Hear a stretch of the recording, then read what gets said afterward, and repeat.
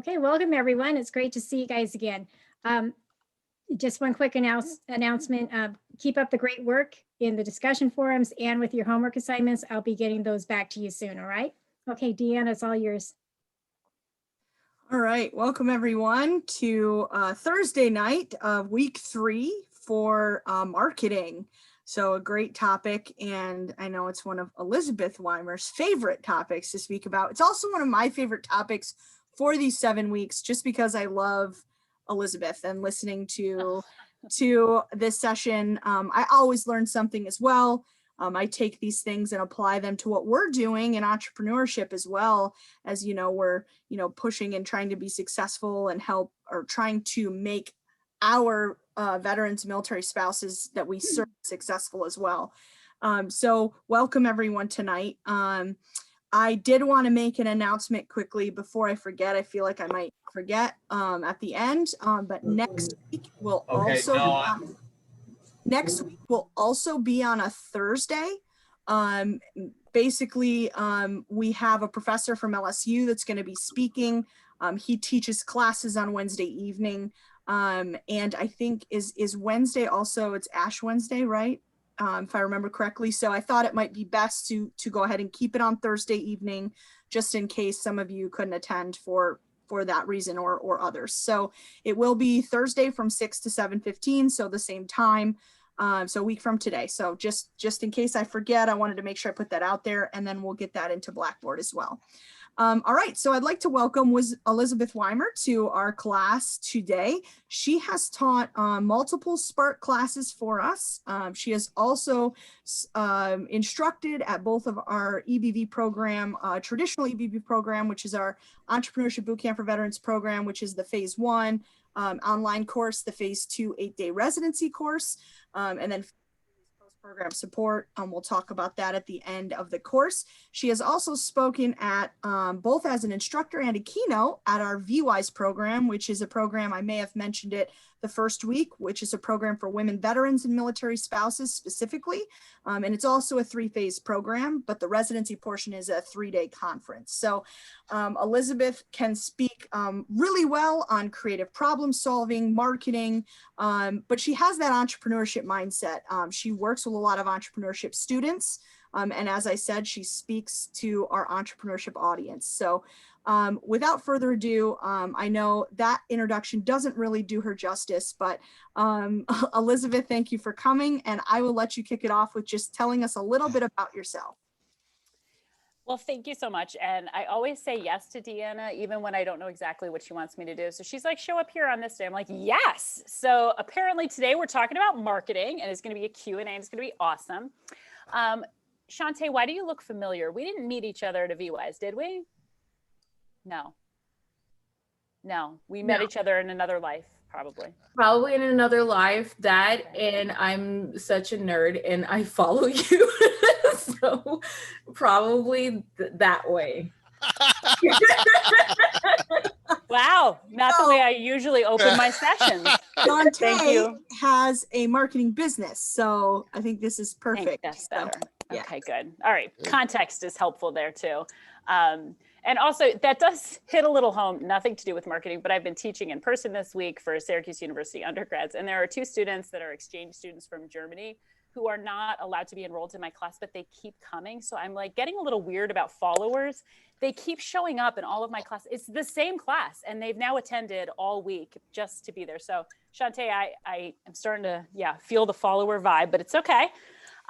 So I can tell you all about my entrepreneurial experience and my marketing experience. I think what you're going to find is that I'm highly caffeinated, and I talk really quickly. And then when I get excited, I talk even faster. So feel free to tell me to slow my roll.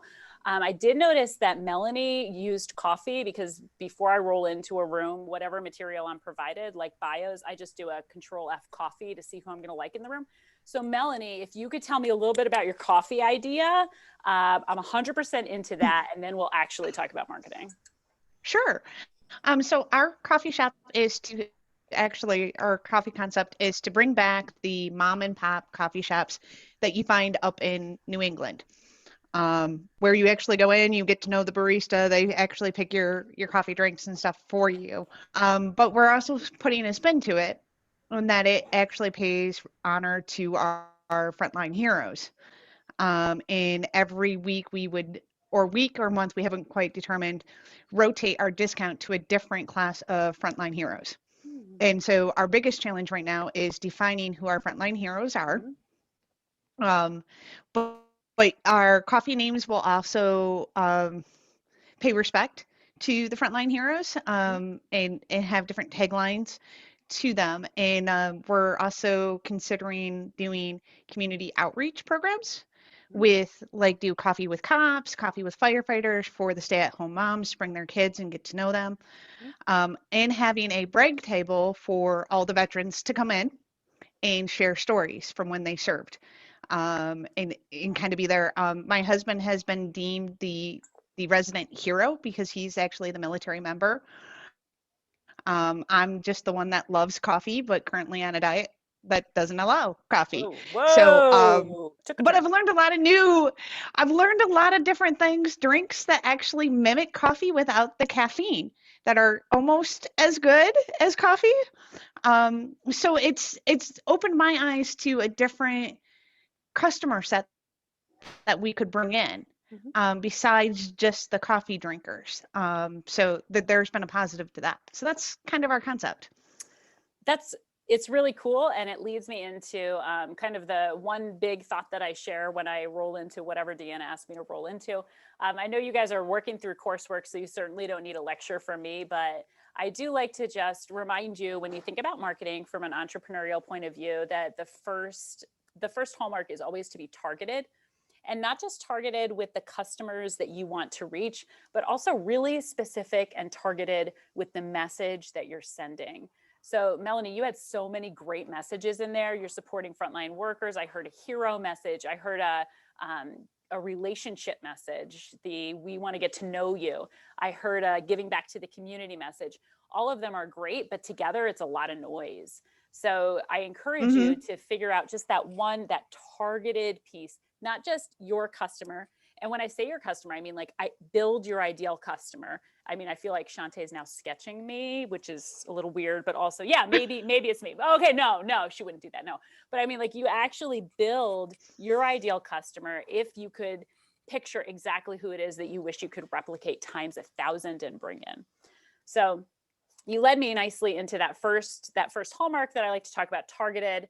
Deanna, do you want me to roll into like my spiel of targeted adaptive, or you want me to do Q&A? Do you want me to sing? I think what really works best for us is to kind of start with a little bit of meat, and then, meat and potatoes, and then it'll kind of spur on, I think, the questions.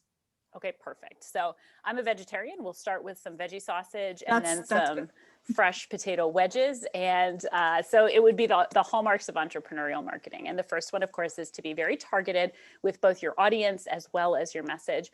But then the second one is the entrepreneur's superpower. In marketing, you are able to be adaptive in a way that big companies and likely your competition cannot be. And what I mean by that is that when you have a message or when you have some sort of communication that you want to bring to your targeted market, you can try 2 or 3 different ways to get there. Maybe you try social. And when I say social, I don't mean you hit all the platforms. I mean, you try one targeted specific social campaign. And you also try a partnership with a complementary business. So maybe Melanie finds some local bookstores that don't have cafes inside, and she offers a partnership where if you show a receipt from that bookstore, you then are entitled to the secret bookstore blend at her cafe. So you enter into adaptive partnerships. And when you figure out what's starting to gain traction, what's starting to really work, you turn your focus and run with that. If you think about established big corporations, or even some of your entrepreneurial competitors that are a little further down the road, they don't shift and adapt and change as much as a startup does. Also, they usually have so much time and money invested in their marketing campaign that they can't pull the plug when they need to because they're so committed to it. But as entrepreneurs, you should have face-to-face and regular conversation with your customers to see what's working and what's not, and what should shift and change and adapt. So first, you're targeted, and second, you're really adaptive. And then I also like to remind you along the way, as you think about promotion, which I know is probably a big topic that you're diving into in many different ways. One thing that I like to say out loud at least 6 times while I'm online is don't give it away for free. There is no situation, there is no circumstance, there's no possibility of giving your product or service away for free that is good for the long-term return on investment for your business.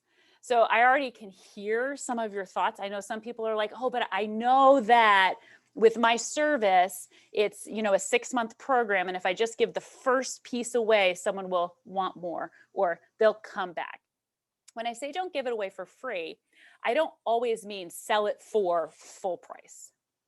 I mean, as soon as you reduce the price or make the price 0, you teach your customer that it's not worth that big price that you have at the beginning. So there's 2 steps here. 1, you price with integrity. You make sure that that price is competitive and even leads your market a little. But then 2, you think of ways to partner and interact and move with your customers so that they can maybe try part of your product, but it's not for free. You're collecting data about them. You're asking them to complete a survey and then they get whatever it is. You are asking them to partner for a 3-month contract, and in that 3 months, they get an additional session. There are ways to incentivize without giving away for free. And I want to challenge you as you think about the ways that you're going to build relationships to resist the urge to give away for free any part of the product or service that you're doing. I have more tips in my bag, but I'd like to take a dog break because whatever Lance has in the background needs to be brought to the camera immediately. There is something very cute and small back there. And Lance, every once in a while, an entrepreneur just needs to see a dog. So if we could get a close up in the next 5 minutes, that'd be awesome. Any questions while we see the adorable dog? Oh, you're seeing the dog bed. Oh, I thought I saw something small and fluffy walk over there. Yes, that's what I saw. Oh, Yes. my goodness. Lance, you're winning. You're winning all of it. So right. cute. And believe it or not, that relates to content because sometimes your customers just want to know that you're human. And so maybe when you're releasing a social campaign that's all about the amazing benefits of your product or service, meeting Lance's dog is sometimes more important to the customer than all of the benefits of the product or service. It's completely dependent on what industry you're in, who your competitive set is, but I challenge you to remind your customers you're human and you have a cute dog. Well done, Lance. Good job at the dog. Yeah, excellent. All right, I could go all night. I'm highly caffeinated, as I mentioned, but I think it's more important that we dialogue over some questions that you have, and then usually it brings up broader questions that other people share. Can I ask a question? Go ahead, Erica. Okay, you said don't give stuff away for free, and I understand, like, you know, having them do a questionnaire is somehow payment, or you're not actually giving it because you're getting something for it. But in the reading in the video or the videos, they're saying one of the things you can do for a marketing campaign is raffle off something for free, and then that way you get word of mouth. So how is that different, or is it not different and you just advise against doing that? So I always put like 6 asterisks at the end of the things I said. So here's the fine print, right? You as the entrepreneur have to have a gut-wrenching conversation with yourself that's something like, what's the return on investment here? And sometimes the return on investment is monetary. Sometimes you don't give it away for free because you can't quantify the return on investment. But if you can track that return on investment with other members brought in, word of mouth that you can track and you know is happening, you're not just hoping or wishing that it's going to happen, like likes or follows or retweets or shares. If you can track all of that and find a way to quantify that in terms of attracting and retaining new customers, you haven't given it away for free with your raffle. You've just accounted for it in a different way with return on investment.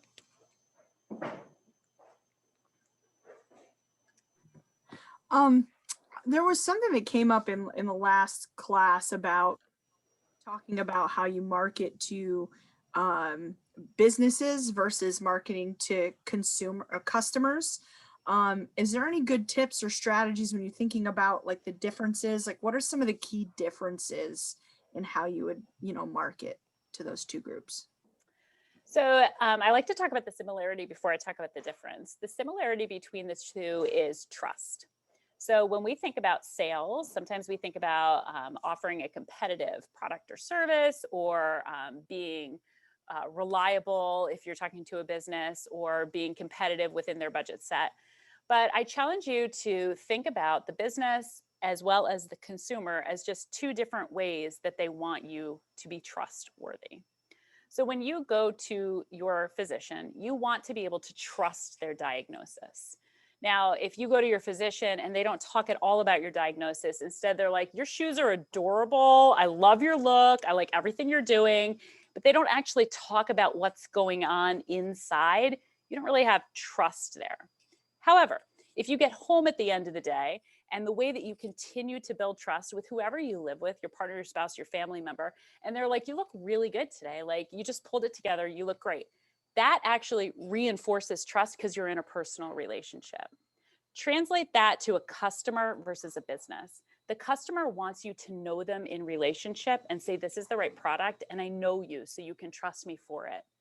The business, they don't want you to know all of their budget, all of their affairs, all of their inner workings, but they want you to be trustworthy with the thing you do well. So you bring right to the front of the table that product or service, and you tell them why you can be trusted, not just to deliver, but then to continue to bring the service along with that product or service. Looks like we have another question in the chat. How much, Mark, how much time should he dedicate to marketing? Probably the rest of your life. I mean, if it's my opinion, I'm going to say you can't dedicate enough, but I understand not everybody is as pumped about marketing as I am. Mark, is marketing not your favorite thing? Well, I wouldn't say it's not my favorite thing, but really I'm not very good at it. I had a business prior and I didn't devote a lot of time towards marketing. I was more caught up on the reactatory in the moment, trying to get the customers I had squared away and please them. And it just so happened that like marketing was never a item I'd really was hoping it would be word of mouth and we just go from there and things would be great and more customers would come in. And I found out that's not necessarily was the case in that particular business. So the marketing strategy is something I've been reading up on, trying to get a little bit better at it. But I just want to get your inputs on marketing as far as how much time you would devote if you were running a business and maybe some strategies you would utilize for a startup company. Yeah. Go ahead. So I think the first thing that I would recommend is for you to think about marketing in two ways. One, you think about it as planning, and two, you think about it as executing. So sometimes when people say, oh, I don't want to spend the time on marketing, what they're really saying is, I haven't developed a plan and it's exhausting to try to execute and execute and execute in the moment. So what I would recommend you do is get out every book in the library you can, if libraries are open where you are, that has a marketing plan outline in it. There's like marketing plans for dummies, marketing plans for experts, and everything in between. And figure out what outline works for you. Usually it comes in like a 6-page, you should start with your research and end with your execution strategy. Just pick the headlines that you think apply to your business and spend a weekend putting together a marketing plan, not a business plan, a marketing plan. And then you know what you're doing, because then the executing doesn't feel like this endless cycle of doing. You have something to benchmark against. And to Erica's point, that's how you can measure return on investment too. You have all of the investment pieces pulled together, and now you can measure how much you're spending and how much the return is. So you am I on? Can you hear me? Sure can. Okay. Measuring is another aspect that you're right. If you're marketing, you need to qualify if it's actually working. What are some of the ways that you would suggest to measure your marketing?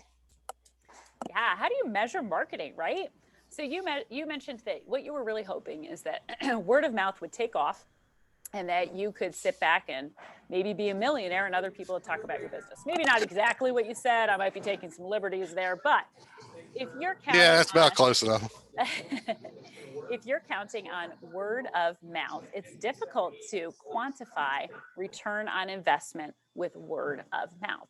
So instead, what you need to do is figure out specific micro influencers. Now that sounds like a big scary word if you don't like marketing, but specific micro influencers is as simple as what Shantae is really good at. You just find people to stalk. You find a few people on social media that are based in your local area that have a following of about 1,000, and you figure out a way to partner with them. And when I say partner, I say you give them an opportunity to experience your product, not for free, but so that they put it onto their platform and spread in a word of mouth way that you can then quantify. So then if, let's say Shantae was your micro influencer, she's the one putting the word out about your amazing Caps sweatshirts, okay? So you hand design that Capital sweatshirt and she's putting it out there. She's really going into detail about the way that you hand sew the patches, and you've updated now with the new captain's number. Well, now you have Chara's jersey, all of that wonderful things. And then she says, mention my name for free shipping. Mention my name and you'll also get a sticker in your order. You have a way to quantify word of mouth in a way that just kind of sitting around hoping people talk about your businesses. Thanks so much for that. We got another question. They're coming in hot. Stephanie Brewer. Stephanie waves so that Elizabeth can see who you are.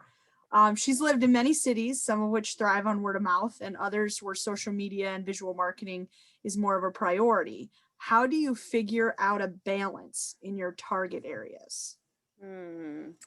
Yeah, so you've got to know your customer so well that you know when they get bored on social media. And that's hard to do because sometimes I wake up all into social media and by the time I go to bed, I'm like, I don't want anything to do with it. You need to know your target customer so well that you start to predict their habits. So all of a sudden you're starting to see this lull in likes, and maybe it happens Tuesday to Thursday, and then Friday through Sunday, you see a big jump in the likes on your different social platforms. You take that small piece of data and then you compare it to national trends. And likely right now, you're going to see that a lot of people are jumping away from our more traditional platform and trying out some new things. Like, have you guys heard about Clubhouse? Yeah, my students were telling me about it. And I was like, what is happening with Clubhouse? It's the new social media that right now is not the big disruptor that you need to worry about before the end of the month, but it's what you need to start thinking about before you invest your time and energy on social.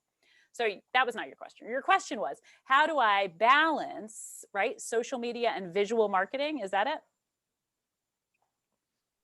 I think that as you expand out into new areas, like I'm very familiar with Springfield, Missouri. I can tell you it's very word of mouth town with a little bit of social media. Whereas like Kansas City was very social media, visual billboards, go watch your TV advertisement. That's how you get your people, very less word of mouth. And I'm looking at the new area because I constantly am moving. How do you know if you're not used to that area? Like, how do you figure it out without actively being established there? That's more or less what I'm looking at. Yeah. So here's my pre-COVID answer that kind of still relates during COVID too. It's not going to be always politically correct, but I'm going to say it anyway, even though it's being recorded. You're going to go to church. When you go to church, you get to know the community in a way that you don't get to know them in any other setting because you see a cross section of people in that town at one time.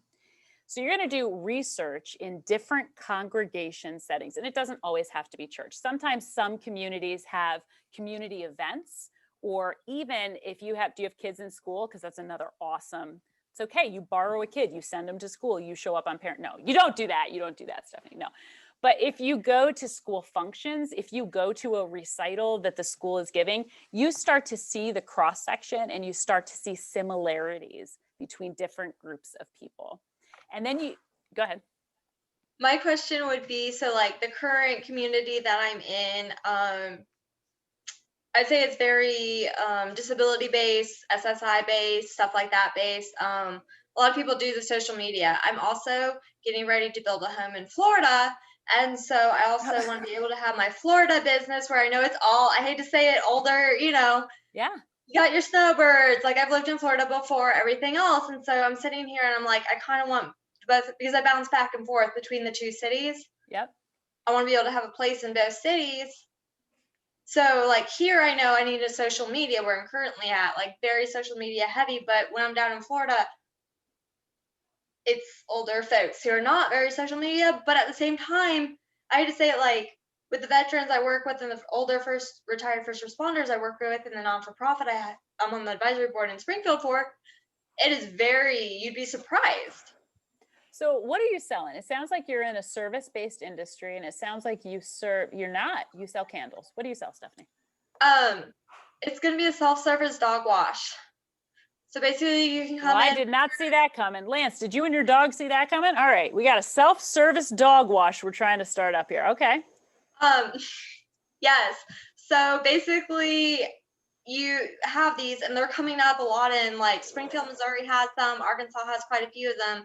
You have these stations and you go and you bring your own dog in. So you don't have to worry about the groomer, the costs are down, you wash your own dog and it's got everything set up there. Now they've got several different types. You have your like basically your coin operated ones, but then you have your like luxury ones, which is what I'm kind of wanting to get into where the towels are provided, you know, the place is sanitized, everything else.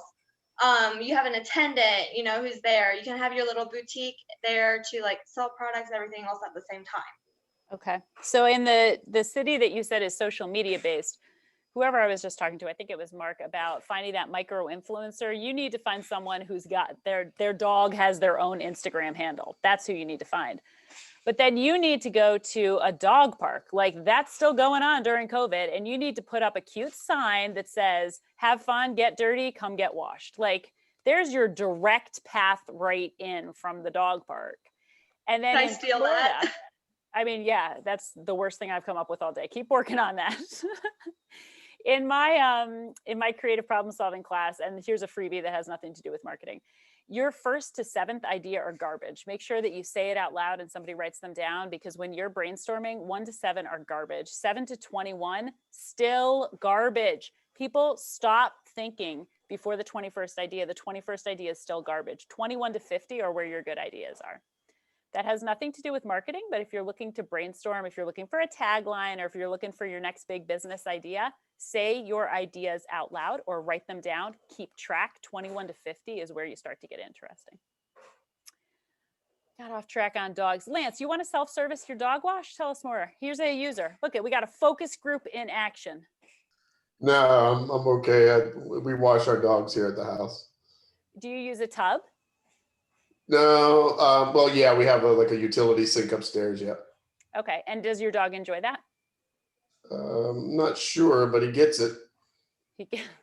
So what I'm getting at, is there a point where it would be so painful for you to do it at home that you're like, I just don't want to fight this dog anymore, or it's too dirty? What would it have to be 2 of for you to take it somewhere else, Lance? Yeah, you'd have to be like super, super dirty.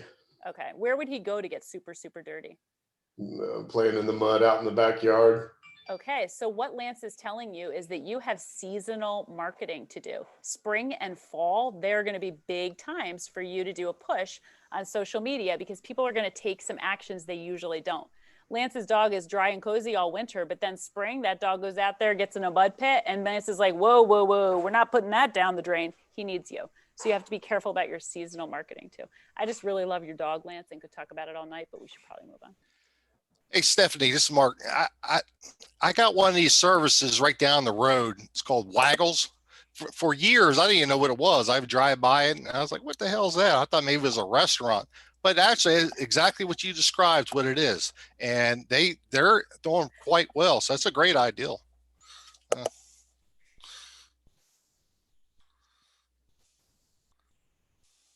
Joni has her hand up, I believe. Where'd she go? I lose her? Oh, yeah. Go ahead, Joni, and then we'll go to Jill's question in the chat after that. Just unmute yourself.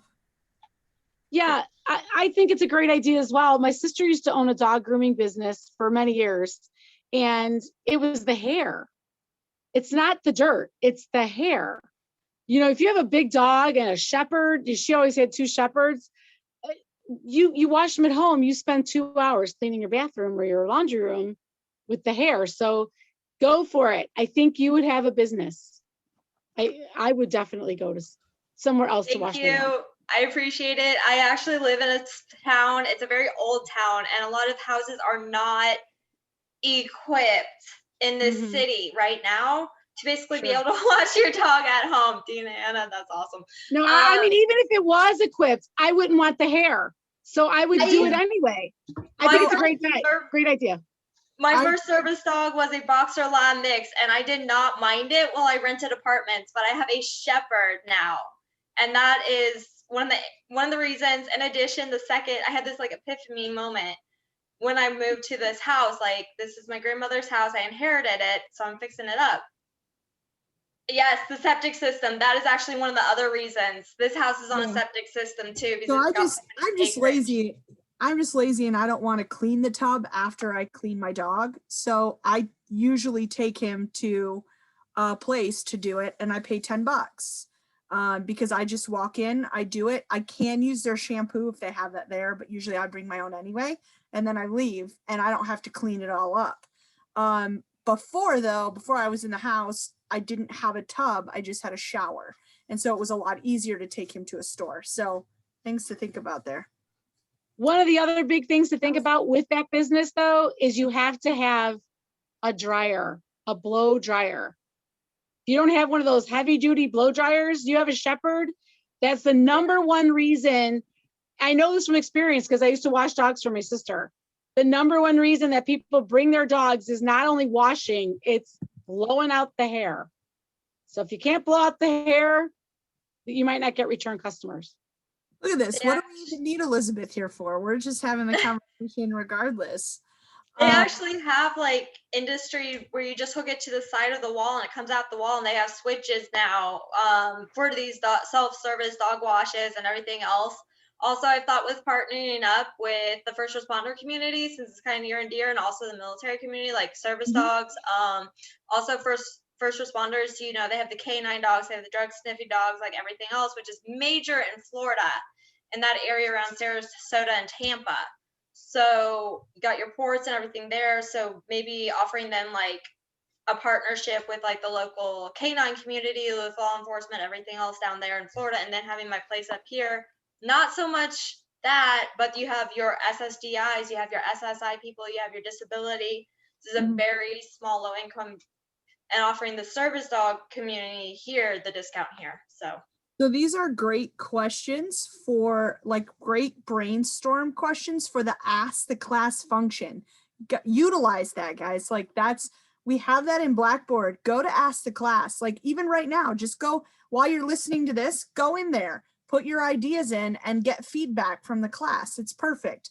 One thing that we're probably going to institute, and unfortunately it won't be this class, is we've been hearing a lot of people wanting extra sessions where it's optional and they can just come together and talk with each other and bounce ideas off each other, like brainstorming sessions and things like that. So that's something that we're going to look at too, but use that Ask the Class function too, because that can really spur on things. It doesn't just have to happen on our 1 week live session night. But these are great. I want to make sure we get to Jill's question that she asked in the chat about Instagram. So Elizabeth, Jill said, what if you have an Instagram account before you start your business? Is that weird or risky? No, that's smart. So you want to have an established social presence that shows that you've been thinking and dreaming and building and allowing your future customer to see all of the investment you're making instead of, I'm here, come shop and buy my product. So that's a expected part of your marketing, and it's absolutely not creepy. It's the opposite.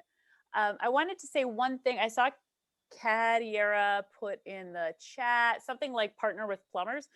That kind of who can I partner with is applicable to everybody in the room. So your first reaction, dog park, is your first idea. So when I tell you to go 7 ideas and then 21 ideas deep, it's like, so wait a second, who else could I partner with? Maybe a plumber, maybe a septic service, maybe And you're going to get to 21 usual ideas that may or may not work, but I'd be more interested to see who you could partner with after that 21st idea. And those are the kinds of referrals and, that's even a return on investment too. So if you find a mom and pop septic service and you're like, hey, let me offer you a dog wash for free, then you can very clearly quantify how many customers they refer and basis of septic. Yeah. All right, we're done with dogs now. What else you got for me, Deanna? We got another question from Mark. Should a new business use all of the social media sites at once or target one at a time? All right, I feel like Shantae is now co-presenting on the social media side. Also, she has like a better background for social than I do because she's curated it and this is just my living room. So yeah, so I'm gonna say his question was, should I be on all of them? No. But here's what you should. Wherever you are, all roads lead home. All roads lead home mean there is one place where your customer can go to find the answer to their questions. Where do I order? Who are you? What do I want? Sometimes it is a website, but it has to be the place that Instagram links to, Pinterest links to, every social links to, so that you are not leaving your customer randomly going from social site to social site, seeing sometimes the same content if it's automated, which can and can't work depending on your business and your industry. But for the most part, my challenge to you is to scale what you can manage and make sure that whatever you manage leads to one location as your home base. Great. Let's talk a little bit about doing a lot with little resources, right? So, obviously when we're starting up, we probably don't have a lot of money to put behind things. So, bootstrapping type of an idea. So how can we be effective marketing with, less or maybe no or little to no resources? I mean, I think that's such a great dovetail with all of the partnership stories that we've been coming up with here. What I would add to that is to ask your competitors that are not in your local area what's worked for them. So I think every time I come on here, I give out that Claritas website real quick. And then Sandra, I think that you're kind enough to like go find the actual site that I'm talking about. Does this ring a bell for you? So there's a free service from Nielsen where you can type in your zip code and it will tell you the type of people and the type of buying habits they have. Really helpful when you're thinking about how you're going to talk about your business, what kind of customer might live in your area, if there's pockets of those customers around. But even more interesting is when you scale up to the United States, it will show you where that exact mix of people is replicated. So let's say that Mark's starting his business in Maryland and he sees that a really similar customer base is located in Washington State. It would be much more likely that someone doing the same kind of thing that he's doing in Washington State would be willing to Zoom and talk about best practices and what works for them, because it is not a direct competitor. Sure, they can both have online sites, maybe there'd be some crossover, but being able to reach out to entrepreneurs that are doing something similar to what you're doing, but not on the ground in your area, is one of the best marketing advice I can give you, one of the best pieces. Awesome. So with that, I would like to talk a little bit, just because Dr. Haney in his first session, well, let me just check. We have a question. I want to make sure we're not getting, okay, that's not for it. Just wanted to make sure it wasn't on the same topic. So we didn't just jump back and forth. So Dr. Haney in his first session really talked, he mentioned a little bit about emotion and appealing to the emotion, of the customer. Can you talk a little bit about, maybe give some examples of, how to appeal to the emotion of, your target market, as you're trying to, put your information out there? Yeah, so emotion is so broad. Be careful not to confuse it with manipulation. And I know that's not at all the heart of what I'm sure that first subject was about. But when you talk about appealing to emotion, you have to do a one-to-one correlation on whatever your product or service is and what emotion you're trying to evoke. So I think about the coffee shop and I think you know, the emotion is not caffeination. That's the lovely byproduct. The emotion in the coffee shop is routine, it's comfort, it's security, it's the place that you go. She was describing like the mom and pop feel. This is where I'm going to go and it's going to feel comfortable to me. And that's going to be a cue that I'm ready to move on to the next part of my day. So this is a place that I would recommend future reading. Charles Duhigg wrote a book that talks about cue, routine, and reward. The name of it will come to me if I sit quietly or if Sandra Googles. If one of those two things happens, the name of the book will come to me. But Charles Duhigg, it's a yellow cover. There's people on it. Anyway, he talks about how important it is for you to discover the cue. And sometimes that cue is emotion. So sometimes, you know, when I'm feeling lonely, I go to Anthropologie. No shame in that game. I don't always buy something, but I always look, and in the store it smells good and I feel like my life is going to be okay. Online, I feel like it's pretty and there's still beauty in the world and I'm going to be okay. So my cue is like sadness, Anthropologie.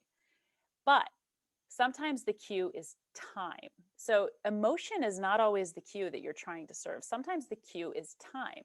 At 2 o'clock in the afternoon, if you have a slump, you know it's time to get a cookie or to get coffee or to get a snack. And so sometimes time is a cue that you need to, The Power of Habit. Sandra, you're the smartest person in the room. Yes, it's The Power of Habit by Charles Duhigg. And as entrepreneurs, he does a very good job actually of walking you through how to identify cues that are both emotion-based and not emotion-based. And when you start to get to know your customer and you start to get to know their cues, then you start to understand where you fit into their routine.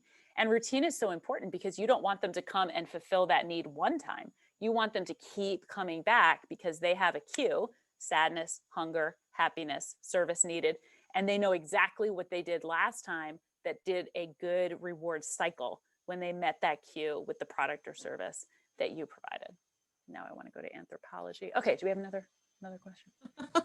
Want to go to Anthropologie? Any other questions before I continue on? I can continue, but I know you guys have a lot of questions out there and I don't want to keep taking them up. No. Yeah, go ahead, Henry. Great. Yeah, so I'm into woodworking for about a year and a half now. And one of the things that I was bouncing the ideas with friends and people that have been supporting me is, you know, partner with medical offices or offices in my area where I could display some of my work and then use their waiting area for some sort of advertisement. And then a lot of these people that I'm working in the military and are still associates with, they are in those areas where my target customers are. So just want to get your info or your input, and what do you think about that approach? So what do you make? And tell me who your target customer is. And if you have something to show and tell, yes, please, on that too. Yeah, show and tell real quick. Yes, this is the best part of the sessions, when people show and tell. Yes. Have you guys seen his woodworking before? Am I going to be amazed? No, we haven't collectively. Okay. What are we picturing right now? We have not. I'm picturing like business card holders. Was not picturing that. Oh. Yes. Oh, that's beautiful. Henry. So these are the things. This was, it was sparked by a hobby. My woodworking hobby was sparked by the need of my youngest daughter for a desk. And for a long, long time, we searched, commercial stores and that kind of thing, and nothing satisfied her needs. So we ended up, building a desk, or I ended up building a desk for her, and that re-sparked my woodworking hobby again. And I started putzing around with these kind of things, and sure enough, I made one, and then my neighbor asked to get one made, and it just ballooned. It just kind of like a big ripple effect, and people are asking me to make them for them. So with not much advertising other than word of mouth, I'm very surprised on the support and the response that I got from my customers. Mm-hmm. So, and the idea I have is about, like you said, different platforms and different ways to have visibility out there. Is medical offices, even hospitals, that kind of thing, what I would put these, and And then the great thing with this is a lot of these are my former associates, and some of them would just with a handshake, I could probably display this, and then along with flags like this and the other things that I have in mind are, let's say someone got an award for the Combat Action Medal for the Army, and I can make something uniquely for them to display in their offices and that kind of thing. So what do you think about that approach where it's a different platform? It's not social media, it's in hospitals and that kind of thing, or offices where I would display my product and then have exposure there. So I love the idea of a waiting room, because that's the place that someone can sit and actually appreciate what you've done. Whereas if you just walk past it and think that's a flag on a wall, you don't have the same appreciation as if you're sitting there waiting for doctor, dentist, whatever, and you look up from your phone and it's a handcrafted American flag. This is a wall hanging? Is that what I'm to understand? Yes, it is. Yeah. Yes. Okay. So the tricky piece is you need to meet your target market, not just where they're willing to understand, but where they're willing to buy. And I'm not sure a whole lot of people are willing to go into the dentist, fall in love with your flag, get a root canal, buy one, and take it home. So I think if you do have it there, always display all roads lead home, your website underneath where you sell it. Yes. Or in some way have them be accessible, which seems really obvious, but is sometimes the thing that trips people up, or is an easy place for you to go and get the customer. I'm guessing you've done craft fairs and street fairs and farmers markets. I do have a current contract with one of the, it's kind of like an artist store in my local area, and they were willing to, since I don't have a storefront at the moment, they're willing to, we sign up a contract, and I supply them with the flags, and they get a commission every time I make a sale. So because they are my storefront, and the only thing that was able to negotiate is that I would be able to advertise my own, my name on the merchandise because it's their store. Right. But one of the things that is my daughter is helping me out is the design logo, and then as far as something like you says, the visibility, so that they see the item, and then they see the method or the means on how to contact me or place an order. So, and that was the thing that was also became evident when I was brainstorming this. Well, even if I see it, how does that potential customer make that final action so they can make a purchase or make a connection back to my website? And that was one of the things that, but the discussions we've had the last 20-30 minutes is just giving me a lot of great ideas. So. Can I? Yes. I'm sorry. Before Elizabeth answers, I'm going to post the veteran shopping guide right here in the chat. Click on that, and then there's a button you can push to put your business information in there and your website information, and your business will get published on that page. Outstanding. I appreciate it very much. That's something that we push all the time, and that's for anybody. So we're trying to get that information out there. It's grown over the last year, and it's going to continue to grow. So it's been a couple of years in the making in trying to get this put together. We introduced a list for 2019 Christmas, and then we brought this list out, I think, in October or September of 2020 to kind of push for the holidays. But it's going to stay up forever, and we keep adding to it. So you can fill out a form to request to be added to it. So. Thank you for that. So I didn't mean to interrupt, but wanted to make sure I got that out. Henry, can I give you one idea? And this is my first idea. So tonight, think about it and go to 21 and it'll be much better. Okay. Okay. So the American flag is beautiful. Long term, there's potential for growth if you could in some way make each one unique. And here's my first idea, which is probably terrible. But if you have connections in the military or retired military that would be willing to, on the back, write a quote and sign their name and rank, you could do a series. And so the first idea that comes to mind is like the honor series. And so each connection you had would write what honor means to them and sign their name underneath. Wow. There could be a small markup on it. So maybe it's a $5 more for the honor series. And then that markup is donated to a veteran organization in support of the veterans that have signed the back of your paintings. And then after honor, you could do a service series. This is what trust means to me. It gives you have a little bit more longevity. And also I'm more willing to have 4 flags on my wall because I know on the back, there's this unique piece that each one has. That's my first Yes. idea. Go 21. But yeah, I like that very lot because like, just like it says, okay, the American flag, there's other, on Etsy alone and Amazon alone, there's different craftsmen just like me offering this kind of merchandise. But, the uniqueness of it is just like you says, the connection at a level that the person, I can show to them that this was just made for you. So, and that's the thing that I've been, like you says, the ideas, I start writing down ideas, and in that way that is unique. And it's not just a merchandise. It's not just something I put my credit card info and it appears on my doorstep and nothing else. It's an empty purchase. So the connection is the thing that I'm really trying to refine so that, like you says, it's not just one order, credit card, done, it's on the doorstep. So Right. nothing, I don't want to be it like that at all. So. But thank you for all the inputs. I appreciate it very much. Awesome. Yeah, that's great.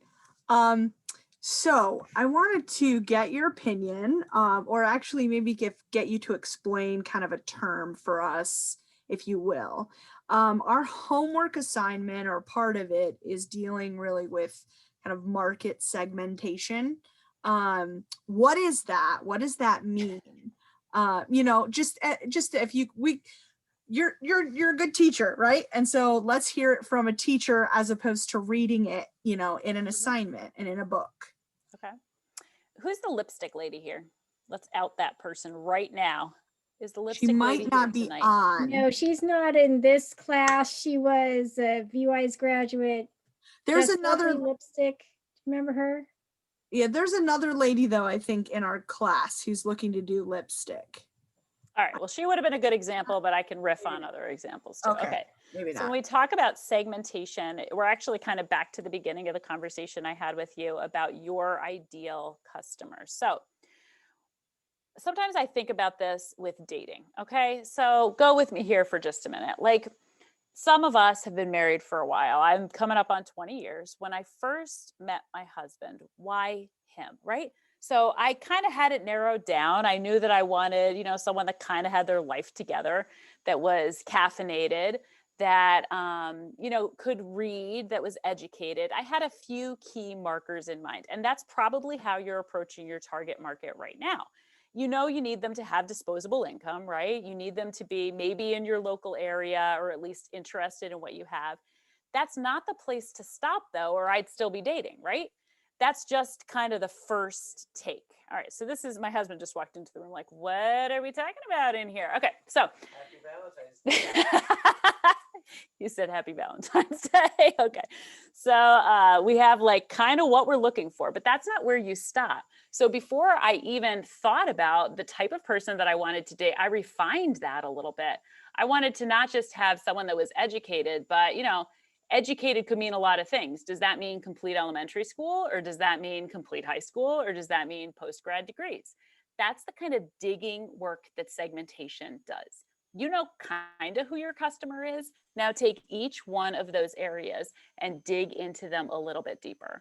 When I say caffeinated, do I mean he drinks Keurig? Well, no, ma'am, he does not. He drinks single origin Papua New Guinea whole beans ground in our coffee maker. Like, that is as specific as you're going to get with your target market. Not just someone that has disposable income, but someone that has disposable income that is willing to spend it either online or willing to spend it in your small store and will return. So the more specific you can get with each one of those broad categories that I'm sure you're reading about is the best you can do. And I've been married 20 years, so something worked. As you walk in the door, happy Valentine's Day. That made me laugh. Thank you very much for that.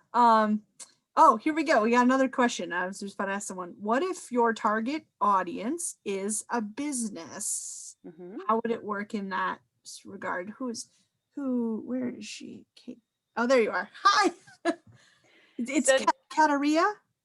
Oh, sorry. Kateri? I'm sorry. Kateri.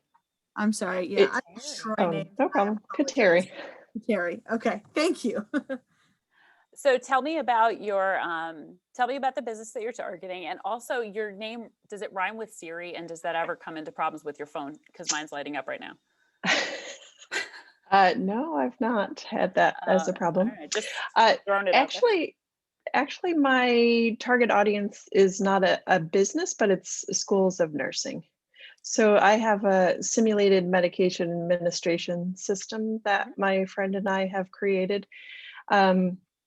So right now we're targeting the simulation center operations person, but they're not necessarily, the one with the purse strings. Yes. Yeah.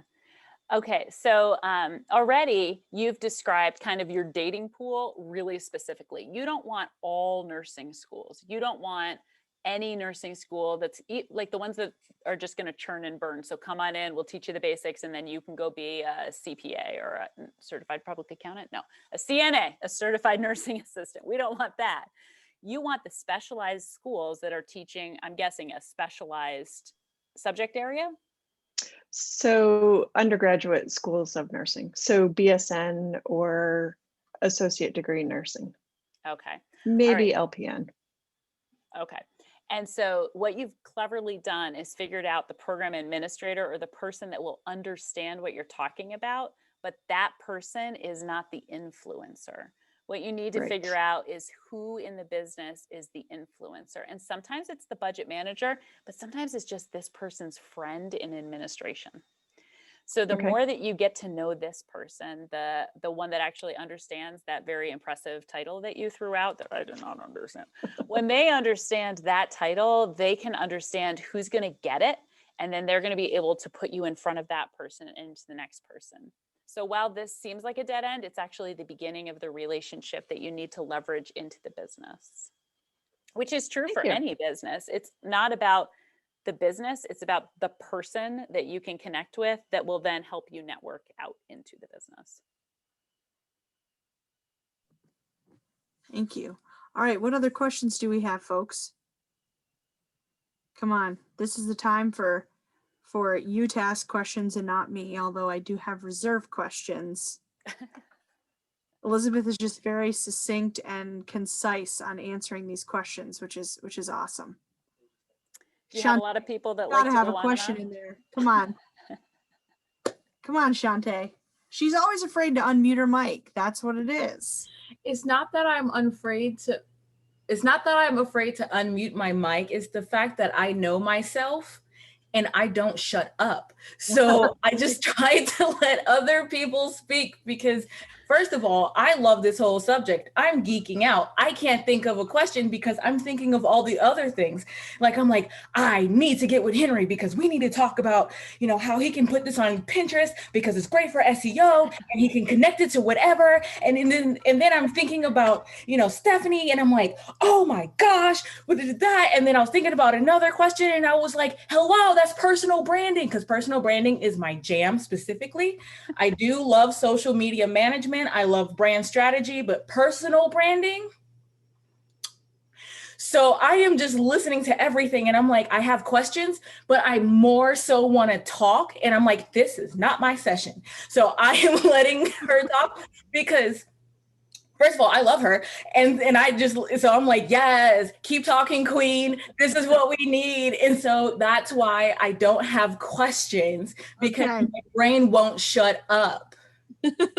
I am going to need Shantae to come into every one of my undergraduate classes because they are the exact opposite vibe. They are, we would like you to die and we'd like you to do it quickly so we can leave class. But you're like, keep going, keep going. Yes. So I'm going to need you to follow me, please. Thank you. This is my favorite class so far because I'm like, yes, she is speaking truth. Amen, sister. Yes. Listen, do you guys have a pen and paper? She is dropping bombs everywhere.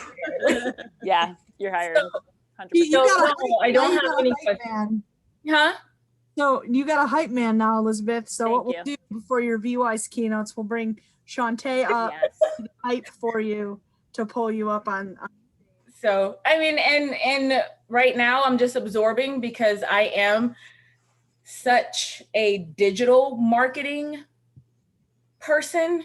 I call myself like like a personal brand geek and a digital marketing nerd, right? So I don't know much I don't know. I didn't pay attention. I'm going to be honest when we're talking about, like actual storefronts and stuff, because everything I want to do is digital. And we were talking about bootstrapping, and I'm like, social media. Like there's so many different places, how you can use it, how you can network. Clubhouse, if you have iOS anywhere, is amazing. I love it. You have to kind of vet because it's in beta stage, but it's amazing for networking. I have found potential clients, someone I'm actually working with, mentors on Clubhouse, and I love it so much. So, but this is me shutting up. This is why I didn't unmute my mic. Yeah, I'm sorry, Shantae. I'm sorry. I'm putting it back on mute. Wait, Shantae actually brought up a very interesting point in the way that she referred to herself. And so I encourage you, when you start to establish your profile on LinkedIn or on Instagram and you're describing yourself, please don't start by saying entrepreneur or even veteran entrepreneur. That is important to include, absolutely, but use words that describe who you are. She said she's a personal branding geek. I mean, 100%, I'm going to go to her for advice, personal branding, over somebody else that said that they socialize with personal branding networks online and in person. That's the kind of professional talk that's just noise in the digital world. So she's right on with that kind of language that you need to use to make people feel like it's accessible. Like Henry is a woodworking enthusiast. He's a man of the wood. I don't know. There's like more to say than just guy that makes flags. So be very careful and crafty and 21 ideas in with how you describe yourself, but please always mention veteran. That's a great point. We had a business owner. She makes shoes, and I would say they're comfortable shoes, and she said, no, I make shoes that are workable and wearable. Yeah. That's what she says. So she says, I design shoes that are workable and wearable, not comfy. She's like, comfortable means ugly. So yeah, I just true. it's clever. So she had it down as well. Yeah. Mark is hoping you can talk a little bit about selling, how to not come across as begging for a sell. Sandra, do you remember my go-to title for this one? You type it in like every time we do this thing. Okay, so the first thing I'm going to tell you to do is to read To Sell is Human by Dan Pink. The book is like this big. And so you could read it in between periods in a caps game. That's how quick it is. So you could definitely churn that out in one night. And there's activities in the back that help you apply what he teaches. And he teaches applicable sales content that is not traditional. He teaches about moving people. So he says, instead of thinking about selling to someone, think about how together you can move forward. What is it that helps you move them in a direction that benefits you both? So, I mean, a really simple example of this is those same dirty undergrads I was talking about, the ones that make me want to just get my second COVID vaccine. That's what they make me want to do. Okay. So when I see them, I can either start the semester by telling them, you have to be in this class. I'm your professor. Here's how you get to an A at the end of the class. Meet my standards or don't. I don't care. That's not effective, but that's sales in a typical role. It's like, here's what I'm selling. Buy it or don't. I really want you to buy it, but if you don't, I'm just going to move on. Instead, if you think about it as moving people, you first have to get to know them. And so try as I might, every single stinking semester, I fall in love with these undergrads.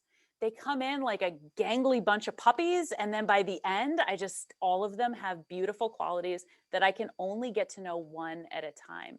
And once you invest and once you get to know them, then it's time that we can move forward together. And not everybody needs the same sales pitch. So not everybody needs me to say, but your grade is on the line. Sometimes some of them just want me to know that like I'm in their corner and I see them and I hear them and they're a person to me, not just a student. So it's a really specific student example, but it translates to business too. Your customers don't always need you to tell them why to buy. Sometimes you have to move them because you need to figure out what's the motivation, what's super important to them that maybe they'll never tell you unless you get to know them on a personal level.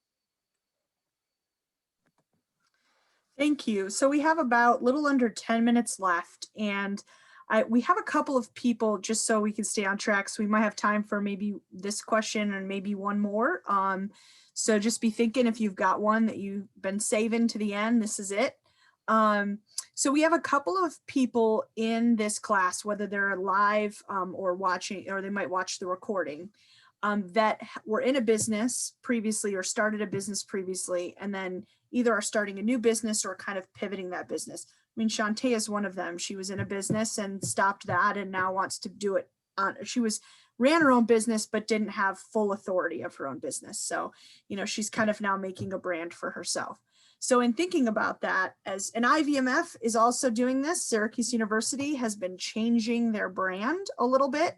I mean, what they're doing. So when we're thinking about that shift, I mean, there's a lot of things to think of when you're, you know, starting a brand and creating a brand, but when you're trying to change your brand or pivot your brand from, you know, one thing to the next, like what are some things that we should be thinking about as we're doing that? It's a tough thing to do.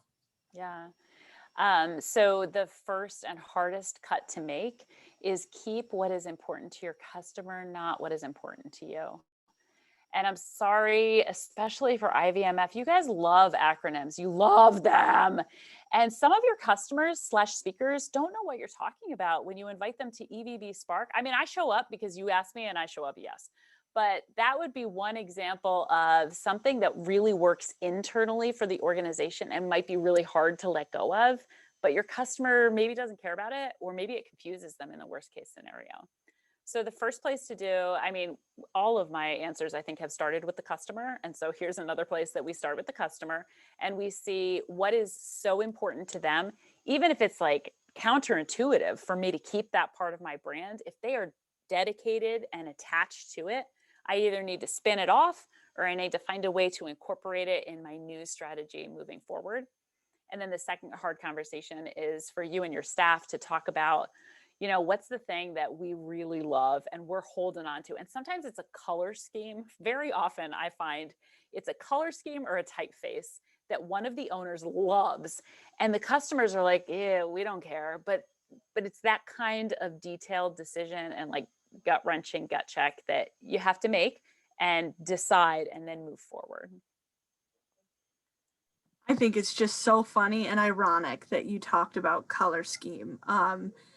I just figured I'd share real quickly. IVMF is really working to align more with Syracuse University in all that it does in look, in logos, in color schemes, because we are an entity of Syracuse University, and Syracuse University is very, very interested and very, I should say, supports veterans in the veteran community by creating this institute. So needless to say, we're kind of going through the pains of that. And one question we had a branding meeting today, and one question I had was, why are we doing this horrible baby blue color? Why is this thing coming into play, you know, now?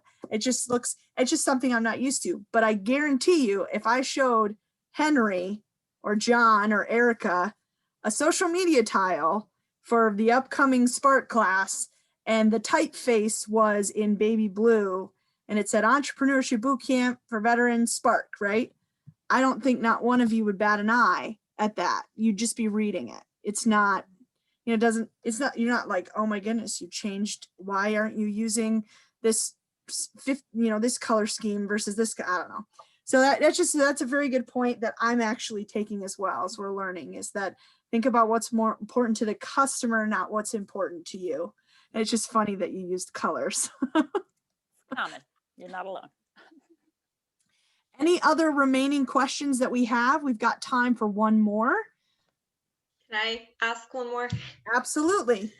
Okay, my actually comes into that color scheme you just mentioned. So if you have the same company, but will like go to different states, do you do it versus state? Like Florida is very tropical, Missouri is very not. Do you do a color scheme for your company if you have the same company in different states for your market in that state? So the first place that you have to ask yourself is, do I have crossover customers? Am I going to confuse them if I have like all these different colors in all these different states? It doesn't sound like anybody's going to be driving from Florida to, where did you say, Ohio or something, to watch their dog. Like probably not a whole lot of customers that are going to cross over. But you do want to leave the door open for the aha moment of, oh, I just visited my mom down in Florida, and that's the same that I have back at, I got to tell my mom about that. So keep something consistent. Maybe it's the typeface and the logo, and then maybe the accent colors change state to state. Or maybe there's like a sunshine in the background for Florida and there's snow and rain for Ohio. I don't know. But like you want to be consistent enough that your loyal customers are like, that is just too coincidental. I know that's the same brand, but fresh enough that you speak to your local market. I mean, just think about the way Anthropologie does their displays. It's very seasonal to every city, but very changeable, and also always Anthropologie. So. Awesome. Well, I know you already shared some books, so we don't really have to ask that question. If there's something that we missed, or anything that you might want to give us as something to go to before we leave. Oh my goodness. I always keep these back here because you wouldn't believe how many times I get asked, what are you reading? So I actually keep what I'm reading back here so that people can see. This, In the Company of Women, is beautiful and inspiring, and it's about female entrepreneurs, and not so much that they've made it, but what they learned along the way. And I love this book just as a nice read. Yeah, okay, that one's good. That one's good. This is good too. Think Like a Monk. Have you guys heard about this book? That's kind of a cool, just reframing the way that you're looking at things. I really like that book because it helps you creatively problem solve instead of real-time problem solve. And there's a difference, and monks have figured it out. This one is Imperfect Courage. This is from Noonday Collection, which is where I love to get jewelry from. And so there's a plug for them. But this is all about their founder and how she stepped into being an entrepreneur in a very reluctant way. And then, I'm reading, that's embarrassing. I'm reading Green Lights by Matthew McConaughey. And I hate to say it, it's like a good book. You know that guy, all right. Like he wrote a book and it's not bad. So that's embarrassing. Wow. But That's great. Well, that was a perfect segue into your book collection there. So my real-time book club. This is a candle company that I'm partnering with out of Texas. They're going to be my entrepreneurial partner for the class. That's they do awesome. A beautiful job. It's Callion Wax Company, a young entrepreneur, and he does essential oil, like real clean smells. This one's lavender and bergamot. Okay, we're done with the sales pitch for now. Thank you so much, Deanna. I'll tag all these on my Pinterest post. All right. Well, that is it. We are on time, and I want to respect everybody's time, so I appreciate it. If you have any, nice. If you have any follow-on questions, just go ahead and send them over to us or post it and ask the expert. We'll make sure those get answered either by Elizabeth or by somebody else, one of our other connections or marketing experts, so to speak. So Elizabeth, thank you so much for being here. This is always fun. I think we've done 3 out of the 4 classes that we've had for Spark. So thank you so much for being here and for sharing all that you do. I love listening, and I gained something just as I'm sure this class did. So let's give her a little clap, a virtual clap, react. I'm gonna do a party. Nice. Oh, there we yeah. go. So, don't you think they should have a coffee one? I feel like I'd crush it with that, but yeah. Yeah, I know, right? They need to have more. So anyways, thank you so much. Don't forget, next week is Thursday at 6 p.m., 6 to 7:15. We'll be with Tommy Karam from LSU, and he is a personal branding expert, Shantae. So you are going to love it. All right. Well, thank you again. Everybody have a great evening, and don't forget, homework is due on Sunday at midnight. Thanks, Bye-bye. guys. Nice to meet you.